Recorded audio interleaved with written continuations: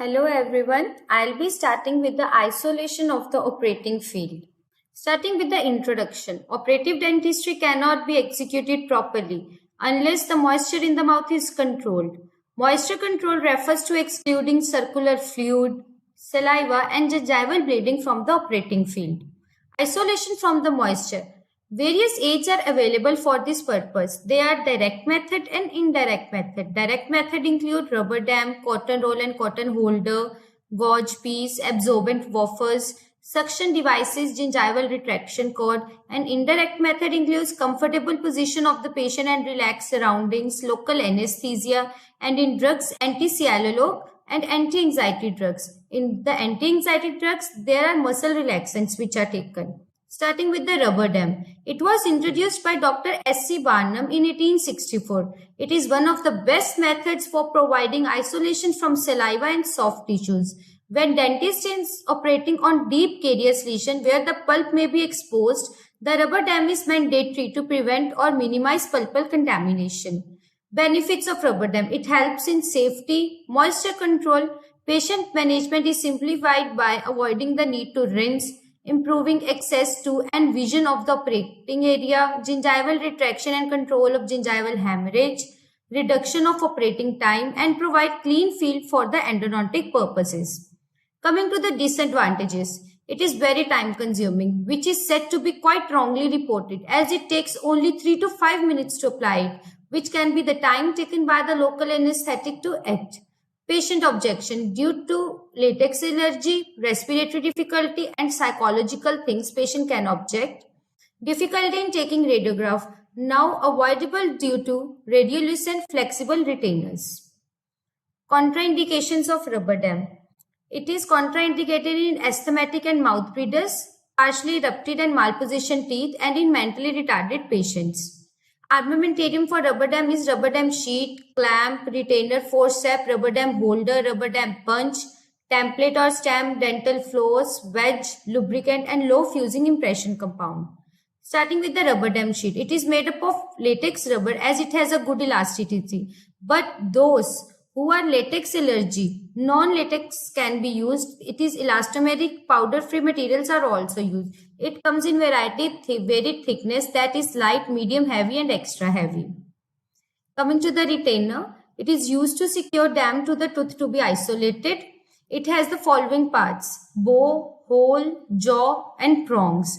Each retainer consists of 4 prongs and 2 jaws connected by the bow. Retainers are also used for mild degree of gingival retraction, available in different sizes and shapes, designed specifically for specific tooth. When positioned on a tooth, properly selected retainers should contact the tooth in 4 areas, 2 on facial and 2 on lingual surfaces.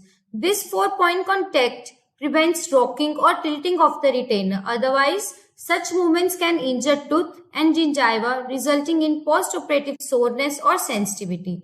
Retainers are of 2 types, winged and wingless. Winged retainers have wing-like projection on the outer aspect of their jaw. It is used to provide extra retention. Disadvantages: it interferes with placement of matrix bond, retainers and wedges. And in wingless, no wings and it is smooth on outer aspect. Rubber dam holder. It holds the border of the dam and position it. It places extraorally. It is available in various shapes and sizes and are grouped as hanging type, strap type.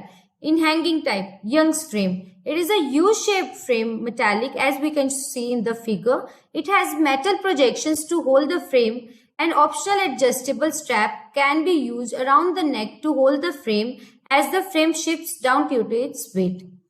Nygaard-Otspeed frame. It is a circumferential contoured plastic frame with 8 projection to the whole sheet. Fused dam and frame assembly. It has the dam sheet fused with the plastic frame, that example Instadam, Quickdam and Handydam. Rubber dam punch. A precision instrument having a rotating metal disc with holes in it of varying sizes and tapered sharp pointer plunger. It is used to make clean cut hole in the rubber dam sheet. These holes are of different sizes according to different teeth.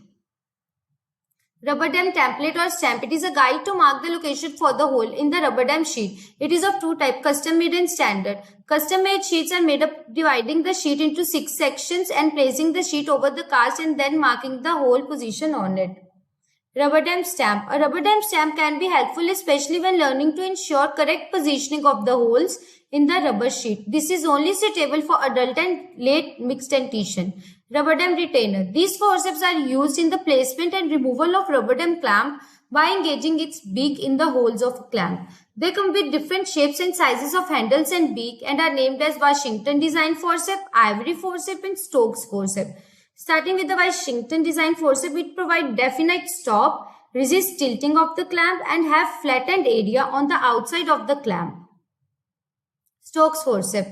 It have notched and pointed tips, have flattened area on the outside of the clamp. Ivory forceps. The stop facilitates manipulation and placement of the clamp with minimizing trauma to the gingiva. Napkin. It is a disposable paper which is placed between the patient's skin and rubber dam sheet. It is used to prevent contact of rubber dam sheet to the skin, thus preventing any possible allergic reaction. It absorbs saliva seeping through the corners of the mouth and it acts as a cushion. Lubricant. Soap, Vaseline, petroleum jelly, lubricant aids in passing the rubber dam over the tooth. Coming to the dental floss. A strand of dental floss should be tied around the retainer before it is carried into the oral cavity. This is safety measure to prevent accidental aspiration of the retainer. Floss should be adequately long. Dental floss may be used for passing the rubber dam sheet through interproximal contact and also serve as a retainer in place of conventional clamp. Coming to the wedges. This is an elastic cord used to secure the dam around the tooth farthest away from the clamp. Rubber dam application. Selected rubber dam clamp of suitable size such that its 4 prongs rest on the 4-line angle of the tooth properly. It should be stable without hurting the surrounding tissues and the restoration. A clamp forceps is used to seat the clamp onto the tooth first on the lingual cervical region, then on the buccal cervical region. Before trying the clamp on the tooth, dental floss is tied passing through its holes and it should be sufficient length. Check the stability of the clamp and take a rubber dam sheet, place it on the template and position the holes marked with the pen. Make sure that the floss exists from the cheek side. Rubber dam should be cautiously passed through the contact areas like this. Now conditions where rubber dam cannot be placed. It cannot be placed in grossly destructed tooth, severely misaligned tooth and partially ruptured or impacted tooth. Repair of the torn rubber dam. It is done by patching up the cyanoacrylate and by placing one more sheet. Coming to the cotton rolls. Cotton rolls are not only moisture absorbent but also help in minimally retracting the soft tissue from the operating fields. They are generally isolation alternatives when use of rubber dam application is not practically possible. And these are the cotton pellets and cotton rolls. Gauge piece. Gauge spawns are supplied in pieces of 2 into 2 or large. They perform same function as cotton roll. They may also be used as throat screens to prevent accidental aspiration of small instrument when they are used. Better tolerated due to less chance of adhesion to the mucosa. Absorbent pads or paper, they are made of cellulose and they are placed in the cheek to cover the opening of the parotid duct.